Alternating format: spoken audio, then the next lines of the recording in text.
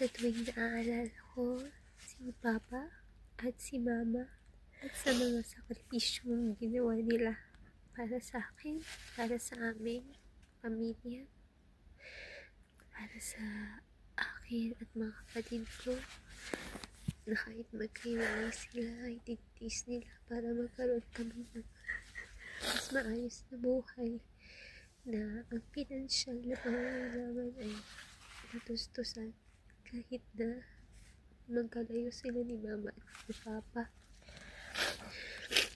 Maraming salamat sa Diyos kasi ginanatili niyang buo yung pamilya namin. Kahit may hirap yung ganung setup, biglang panganay nilang anak, napakahandi nun sa akin. Nakikita si Mama na sobrang nahihirapan na mag-alaga sa aming magkakapatid na mag-isa. At si Papa naman, sa tuwing iniisip ko ngayon kung gaano kahirap yung trabaho niya sa barko, halos wala siyang day off ng ilang mga buwan. At nakakatakot minsan yung trabaho niya.